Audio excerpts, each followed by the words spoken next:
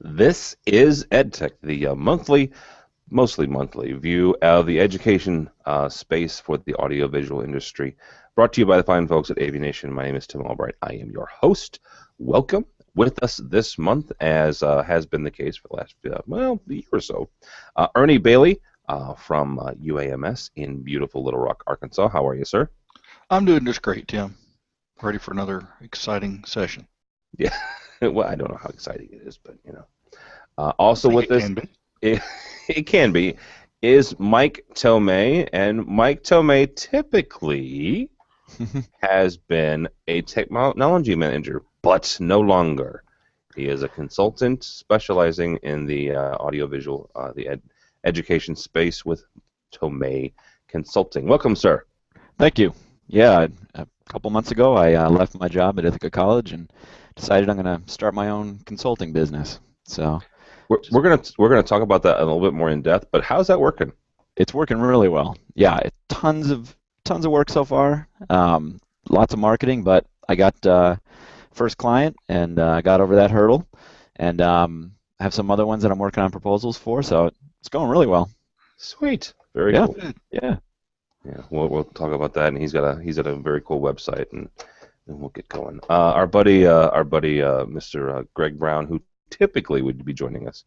Um, yeah, he's apparently under the weather, and I don't want to make fun because, well, yes, I do, because he's in California for crying out loud. You know, the least he could do is suck it up and get out in 80-degree weather. But whatever. All right, let's chat for a few minutes. By the way, before we also get started, I would like to say a very big thank you to the number of just tech managers in general, technology managers in general, who came up to us at Integrated Systems Europe from England and from France. Had a couple from the Netherlands, from Germany, from actually, honestly, a good swath of Europe. Had a couple from the Middle East, from Jordan, as well as Israel and some other places in the Middle East, to say that they listen. So thank you for listening and welcome. I'm not sure if they listen live or not, or if they just download it. So had some really good conversations, and I've written about it a little bit, but they're tech managers, right? So they deal with the same stuff that you guys do, and have the same challenges. So it was a good conversation. So it's kind of neat, the fact that somebody more than my wife is listening. So that's always good, I think. All right, from our buddies out in California, way. Interesting piece from Extron. Not their first audio piece by any stretch of the imagination. It's called the NetPA 502. I'm not going to bore you with what the different numbers and nomenclatures mean. Here's the ditty, though. It's a Dante piece, right? And one of the guys that helps us out a lot with Aviation, his name's Josh Rago. He's a Dante expert. He's taught a lot over the years about Dante. Mike, when it comes to audio infrastructure, how big of a deal is getting, for education specifically, how big of a deal is getting Dante or CobraNet or AVB audio on the network and make it available in classrooms, in lecture halls, things of that nature? So probably not so much in the classrooms that I've used it or similar technology, but in administrative buildings or other buildings on campus where we have more of a distributed sound systems, that sort of thing. That I could see this being really useful. When I was at Ithaca College, the health center wanted to put in distributed sound through multiple floors, and it was a really old building, horrible cable path, and would have been great to use something like this. Okay, so it's basically, for more, getting it out there to I almost said principals, good Lord, the president and or the chancellors and what have you. Ernie, from your standpoint, is this, does getting Dante or again, any sort of networking audio make sense for you guys? It's starting to. We're looking at updating our big high-profile space, the space used for the chancellor to make his State of the Campus address, or for major press conferences, or When the governor has something to mention about healthcare, he comes to our campus to do it. So we have one large lecture hall auditorium where we do that, and as we're updating it, we're finding that it's going to be, we're going to end up using probably all the different audio platforms at some point or another, using CobraNet, using AVB, using Dante to move audio signals from area to area, as opposed to running, multiple lines or big snakes or anything like that, as well as making processing connections a little bit easier. Just tying things together. So it's new to us, but I see it as growing, and probably as we upgrade additional lecture halls, auditoriums, special event spaces, we will look at products like this. I'm always curious about when I start talking to folks about networking audio. How did you guys settle on Dante? Or maybe I shouldn't be that presumptuous. Have you settled on Dante, or is it just the fact that you're using Dante currently, and it might be one of those cases where eventually you might go to CobraNet or AVB? Well, actually, we've got some AVB and CobraNets. This will be our first foray into Dante, but just some of the devices that we're using have Dante built in, and adding a Dante card to a couple of other devices allows us to bring all the signals in a lot simpler, makes things, like I said, makes hookup a lot easier, cleaner signal paths. So, like I said, we haven't settled on it, and as I said, in the auditorium we're looking at doing right now, we're going to, our audio network will be a combination of all three of those platforms. Okay. Mike, go ahead, Mike. I was going to say, I think event spaces on campuses will really benefit from it. Campuses are always looking for overflow to other rooms for events, and being able to put that into the event spaces will really be useful. Classrooms, maybe not as much unless they're using those for events also. Right. Yep. Well, and there's also that and this is my perception, I guess, of Dante or other networking audio devices. There's also a place, isn't there, Mike, for mass notification or emergency notification, because you can have one origination point, right, and then send that out all over Dante or over some other networking protocol. Yeah, exactly, and not having to pull additional cable between buildings or between rooms, and having that flexibility as long as you're on your network and have everything configured correctly, that you can go that route. Yeah. All right, so the question I was going to ask you then is there benefits, I guess? Is there a benefit to settling on or putting all your eggs in one networking basket when it comes to networking audio? That's for you, Mike. Yeah, I guess depends on the manufacturers that you're relying a lot on. If they're adopting it, seems like Dante's pretty widely accepted with some big manufacturers these days. So that seems like a safe bet. Going with some newer technology, right? You're gonna put all your eggs in one basket, and if it doesn't get adopted by others, you're stuck with that piece of gear that you have in that rack. So. I wouldn't know what sort of technology you're talking about. I have a stack of mini discs right over here, by the way, in case. Oh yeah, I had a mini disc player. Yeah. Those were awesome. Oh yeah, I loved it. Yeah. You could edit right there and name it. Yeah. Sorry. All right. This is from the land of Gizmodo. If you don't know what Gizmodo is, it's a pretty cool little technology blog. The Panasonic 4K Blu-ray player could make discs matter again. Now this came by way, honestly, from CES, but it is a 4K Blu-ray player. Let me say that part again. Is a 4K Blu-ray player. Okay. I don't know that it would make this viable again. That's what you two smart people are for. So Ernie, um, you just did a good decent size upgrade, right? With between three lecture halls. Right. Those projectors, and you can correct me if I'm wrong. Those are not 4K compatible, are they? No, no, they're not. Not yet. Okay. So your next step, or maybe 2 years down the road, may be to upgrade to something that's capable of reproducing 4K.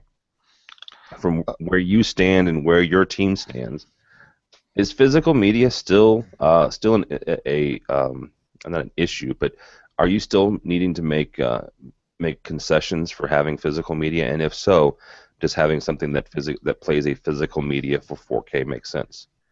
Well, as you mentioned, those three lecture halls that we just upgraded, there really is no provision for physical media like that. I mean, we have HDMI ports we can connect things in, so if someone brought something, we could bring a device in, but we did not actually build in any type of disc player or anything like that. Most of what we are doing online, or we may download it, so we're not having to stream it live from somewhere else. But as far as physical media, I don't see that. Maybe some special events type deals where someone needs to record something on a disc and bring it to us. But as far as a 4K player to meet the basic needs of the classroom, no, I do not see that. Mr. Tomei, from your standpoint, does this make a whole lot of sense, or does it make I'm not gonna say it doesn't make 4K more relevant, because, like Ernie said, a lot of education places are simply getting rid of physical media players, whether that's God forbid, still a VHS player or some sort of HD disc player. Does it make a whole lot of sense, though, to start looking to put these in line? I don't think so. I mean, I'm not a big fan of physical media anymore. With streaming technology these days the way it is, you can rely on it pretty well in classrooms, or like everything these days, it all comes down to bandwidth, available bandwidth. So if somebody at home doesn't have the bandwidth, then they're not going to have a chance of getting 4K video streaming into their house. If you're dealing with a network, enterprise level network that might be faster network speed, then you can rely on streaming technology for 4K. And I think it's going to be, I don't know, we put a lot of BluRay players in classrooms and didn't get a lot of use. Just people did not bring in BluRay discs, and exactly. Probably going to be the same thing with 4K Blu-ray.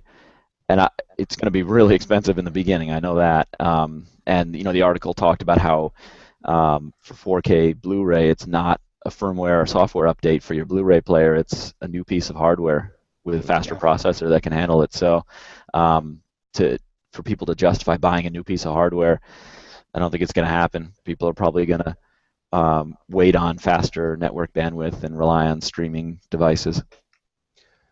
Okay, so I'm going to pick on you two, because Ernie's agreeing with you in the background, and you're saying that they're not being used. Yeah. Here's a loaded question, and we're going to start with Ernie, because I know the answer to it.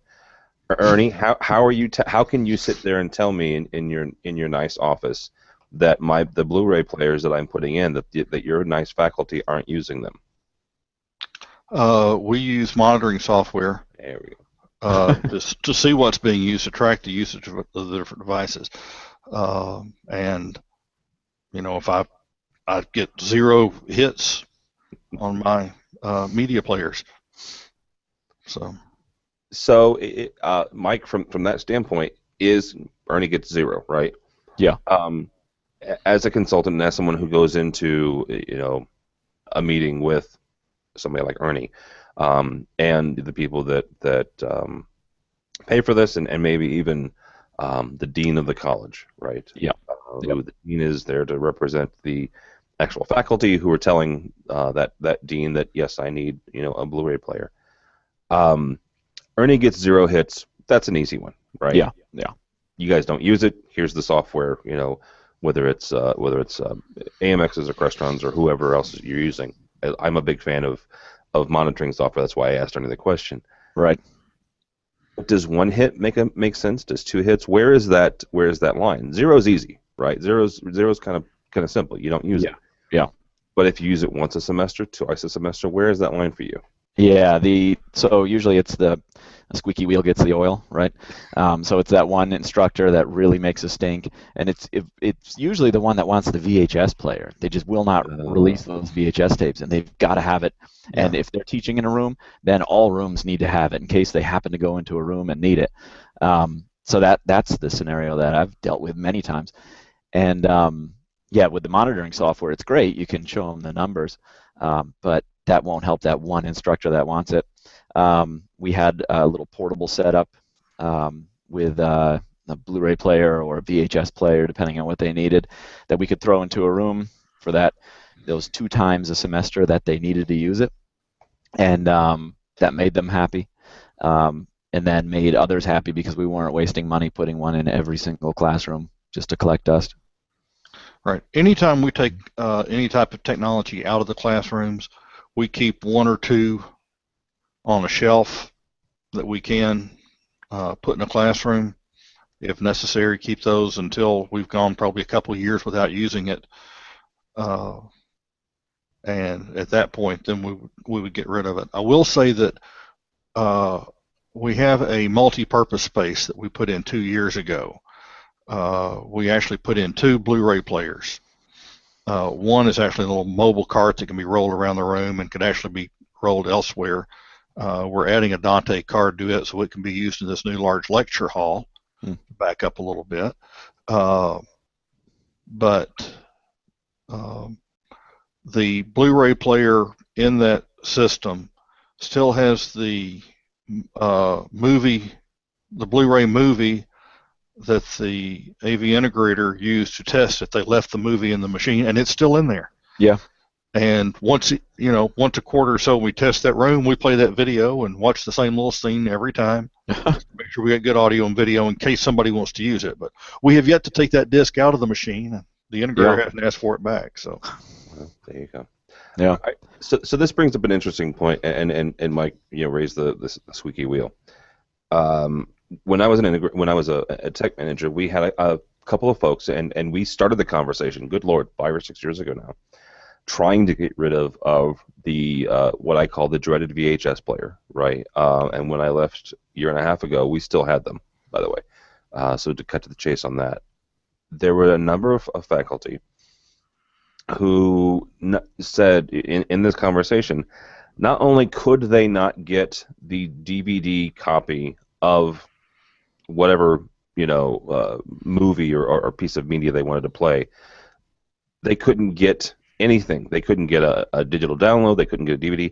They stopped making this particular film. They stopped making this particular VHS of this lecture. So the only way, quote unquote, the only way they could get this information and was to play it off of a tape. To which I started researching the legal ramifications of an education institution taking that and making a digital copy, right? Mm-hmm. That was an interesting process. Let me just say that every lawyer has their own interpretation of the law. Every state and every education institution is going to have a different interpretation.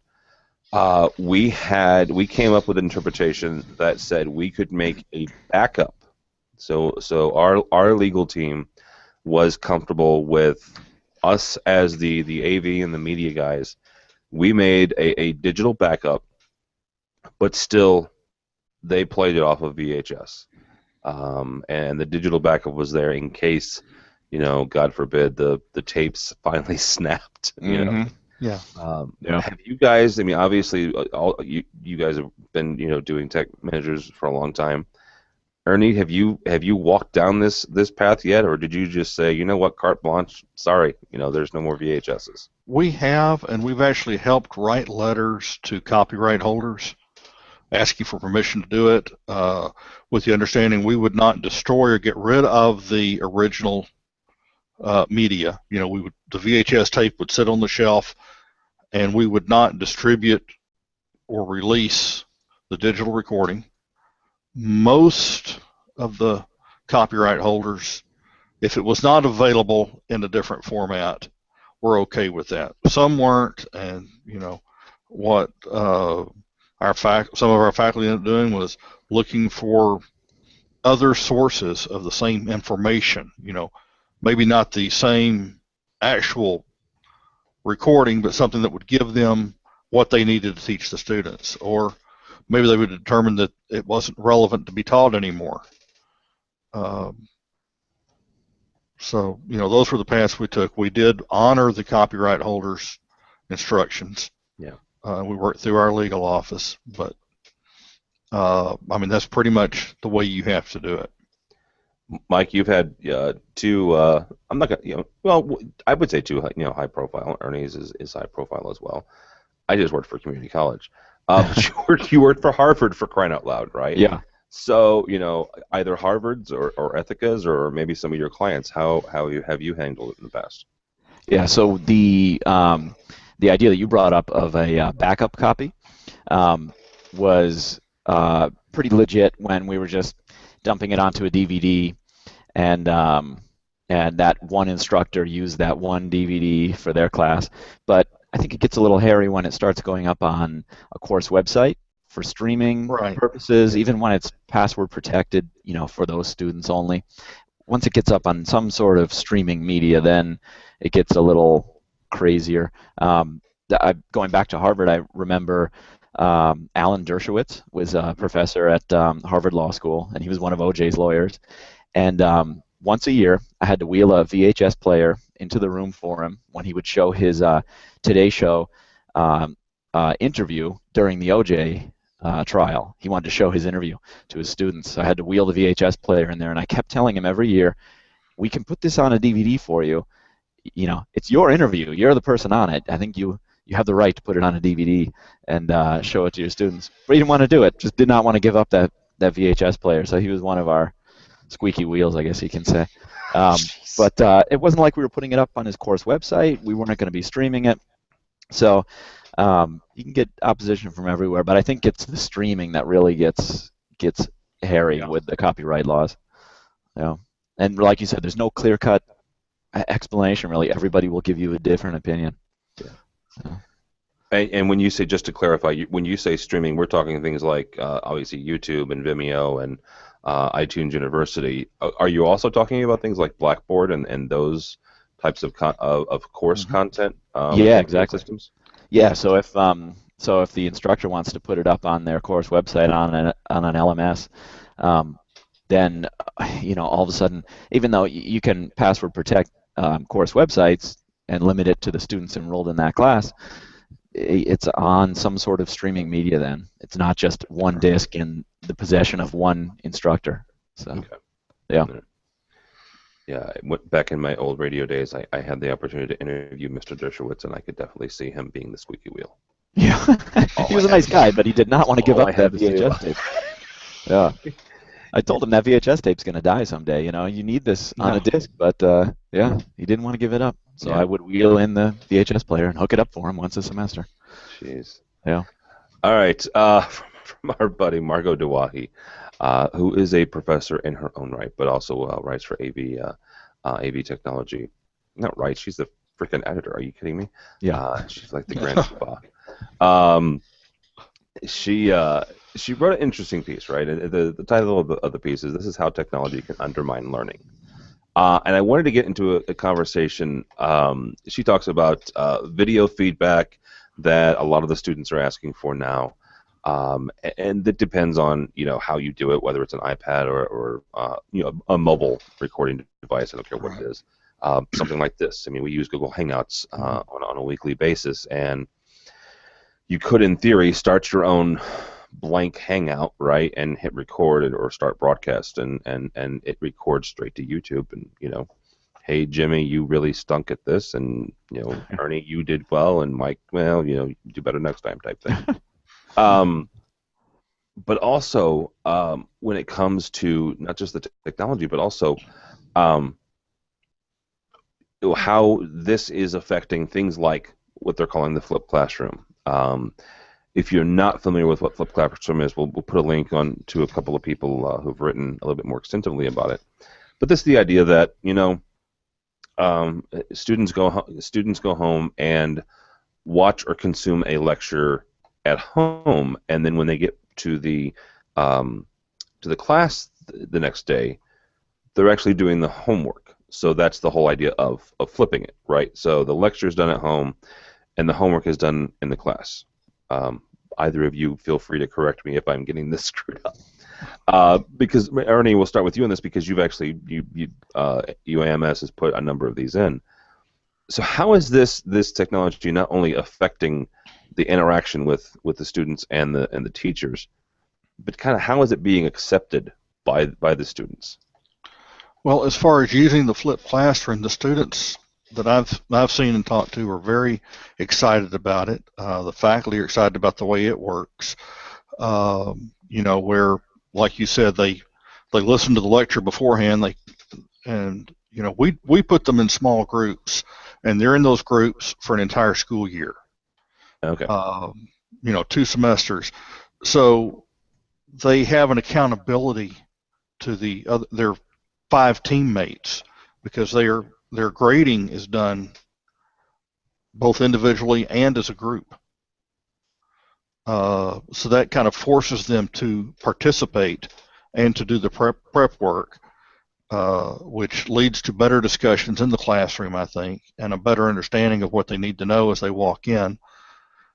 And like I said, the students really prefer doing that than sitting through a 3 or 4 hour lecture on the subject. They watch, the pertinent information the night before or a few days before. Then when they get to the classroom, they actually look at applying it. We're a health science campus. They'll actually present patient cases and say, based on what you learned, what is the diagnosis or what is the best treatment plan we need to look at for this patient? And it leads to good discussion among the individuals on the teams and between multiple teams. As far as the video response back from the instructor, I think it needs to be a bit more polished than what Margaret talks about.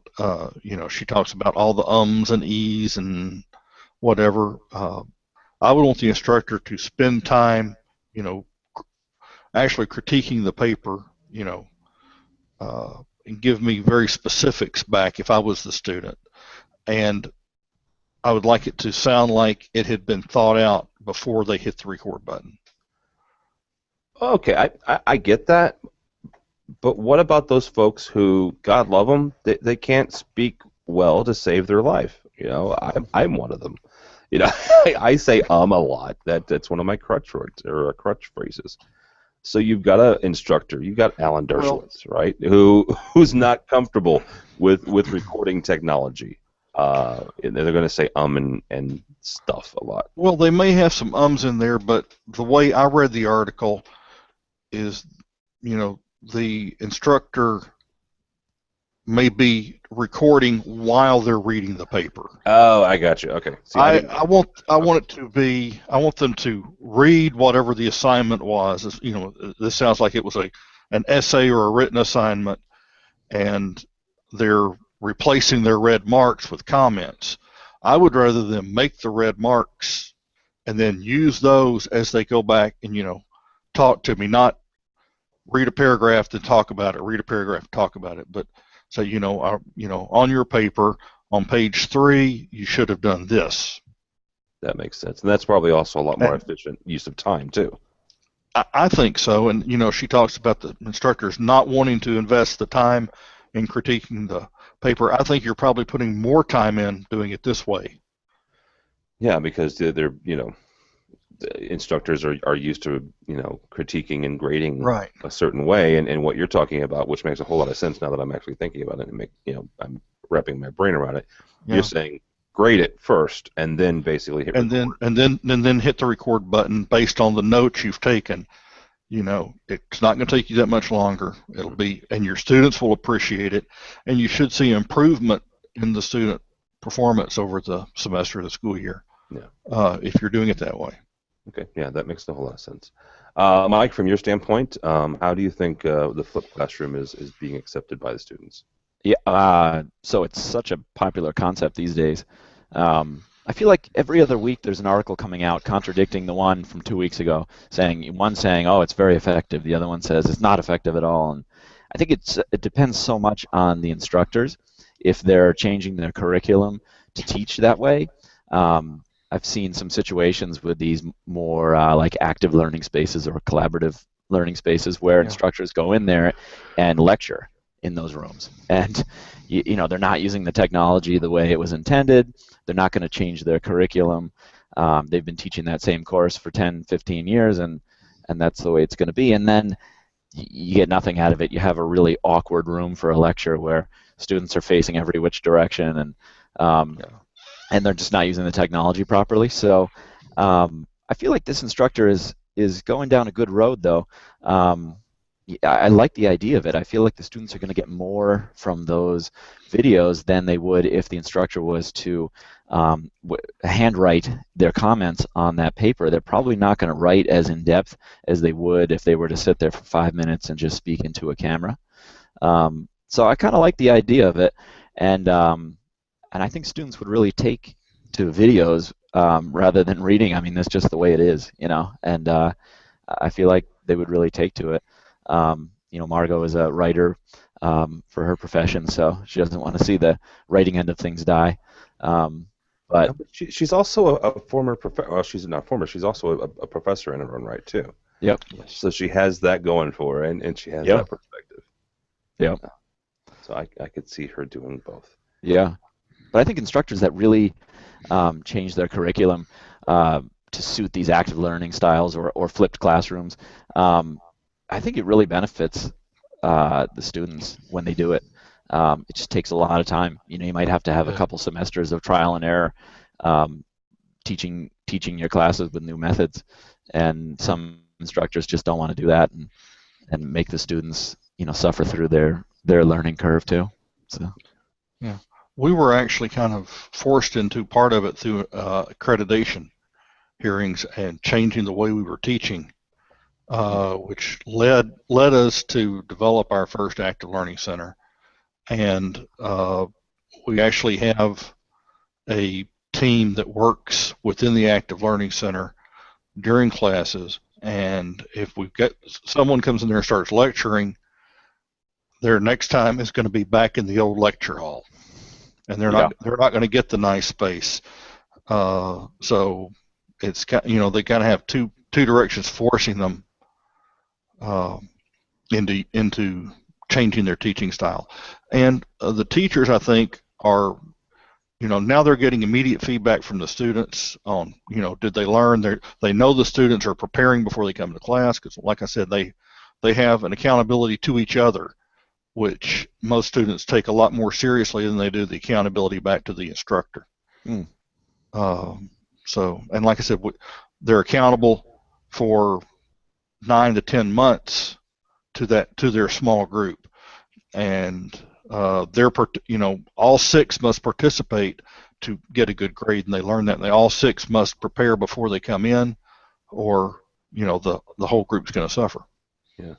Out of curiosity, how do you manage that, and I guess determine if a instructor comes in and lectures in that space?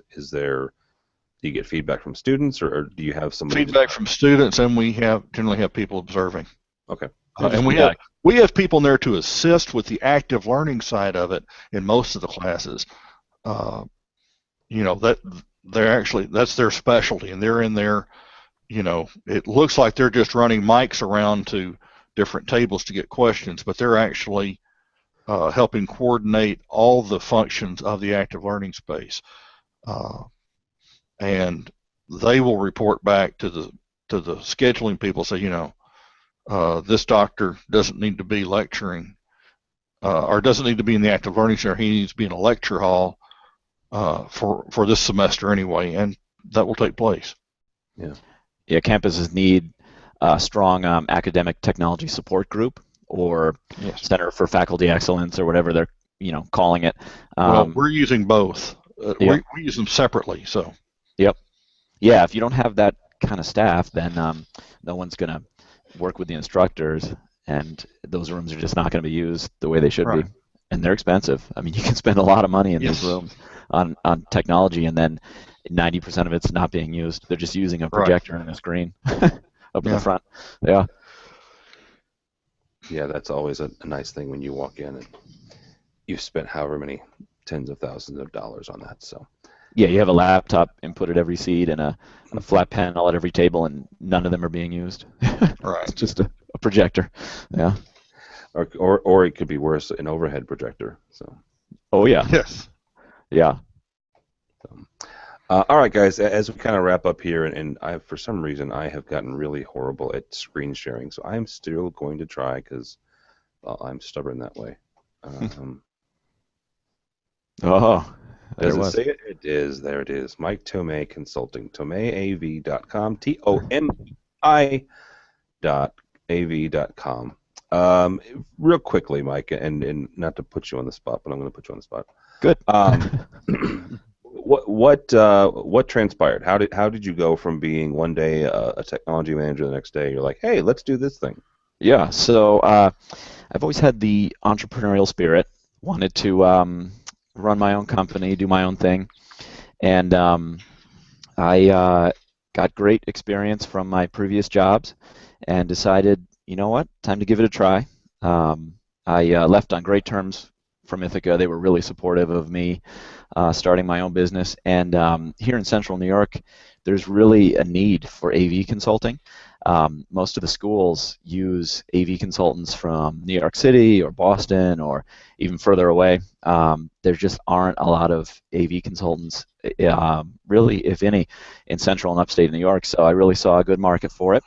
And I also, so I have two separate types of services I provide. I provide what you would consider to be typical AV consultant services, which is system design and project management for installations. So working with architects and schools for construction projects. But I also do what I am calling AV management consulting. So working with higher ed or K through 12 AV support departments that really want to work on their strategy, structure, management, operations, and maybe put together a strategic plan or some design and technical standards for their campuses. I feel like a lot of times these days AV departments kind of get, stuffed into the corner of an IT department, and IT departments are focusing on some pretty big issues, not necessarily focusing on AV, and then all of a sudden the AV support department is behind the times, haven't kept up with technology, don't have a life cycle replacement program in place, and they're just totally behind the eight ball. So my goal is to work with those types of departments and really get them up to speed and help them with their strategy and operations. So I think there's a little niche there, and it's already paying off. I just spoke to somebody yesterday from a community college that wants to write a strategic plan that is focused strictly on AV. It's not a IT strategic plan for the whole campus. It's just for their AV support. So I feel like there are schools that are looking for that sort of thing, and that's when I'll swoop right in. So. All right. Okay. Yeah. And are you focusing, typically or mostly on the New York area there? Well, in the beginning here, upstate New York, central New York was my target area that I was really marketing to as far as architects and all the schools. New York State has a great state school system, SUNY, so there are a lot of state schools. So that was just my initial marketing, but really, targeting the Northeast or anywhere in the United States. especially with the AV management consulting, that isn't something where I have to be on site as much as maybe system design and project management. So that can be really done more remotely. So I'm pretty open to any schools. Yeah. Very cool. Yeah. All right. All right, very cool. Real quickly, and I didn't put this on your guys' list, and I apologize. I meant to, and there's not really a whole lot to say about it. But our buddy Greg Brown, who is suffering in southern California today. I'm sure it's 80 degrees or whatever, and he has the sniffles. He spearheaded a project for Infocom called, and they wrote a nice white paper called the AV-IT Infrastructure Guidelines for Higher Education. That is a mouthful. They went on to document the professional experience. They went on to document stuff like teaching space and technology, infrastructure design, process, all sorts of stuff. But yeah, Greg Brown was the head of that. He was actually the chair of that task force. So if you go to infocom.org and just type in AV/IT infrastructure, that will take you to the document, and you can download it there if you are a member of Infocom. So, all right, guys, that's going to do it. Mr. Early Bailey from UAMS in Little Rock, thank you, sir. I'm glad to be here. Where can people find you? I knew that was coming. You can generally find me on LinkedIn. It's a good place. Okay. Very good. And also Mike Tomei, obviously, from Tomei AV Consulting. Thank you, sir. Yeah, thank you. And where can people find you? Yep, so you mentioned it already, but my website's address is tomeiav.com. And you can find me there or find me on LinkedIn. You need a Twitter. What's your Twitter? I don't have Twitter at the moment. Yeah, you need a Twitter, dude. Come on. I know. Exactly. So. Get the marketing. Ernie doesn't need a Twitter. Ernie, technology managers don't need Twitters. You need a Twitter. Yeah. Yeah, it's true. I do. Right. So it's on my list, my huge to-do list. Yeah. Get a Twitter by Infocom so you can be a part of the tweet up. So. Oh yes, yeah. Absolutely. Yeah. Yeah, I will be on on Infocom. Tweet at Infocom, but that's not that you can't come to the tweet up if you don't have a Twitter, but yeah, it's kind of the whole idea. Yeah, I do have a personal Twitter, Mike Tomei, and right, I used it. I think when I went to Infocom, when I went to NAB, whenever I'm at a conference, I feel like I should tweet, and then yeah. So. All right. Yep. Don't follow me, or you can find me on LinkedIn. I guess is the best thing for the Innovad stuff. But go by the website if you would, please. A whole lot of people put a whole lot of work into this thing. Least of all me, but yeah, there's a lot of stuff going on. Our buddy Josh Schrago from SoundReason.org is actually heading to NAB. Speaking of conferences. And he is going to try to get 5 minutes with Chairman Wheeler about net neutrality and its impact on the AV community. So that's coming up next month. There is a brand new a brand new Pico projector show, all sorts of new things. Obviously, this show, a new State of Control coming down the pipeline, and our weekly wrap-up of AV news and information called AV Week. So, avnation.tv, avnation.tv. Thanks so much for listening. Thanks so much for watching. This has been EdTech.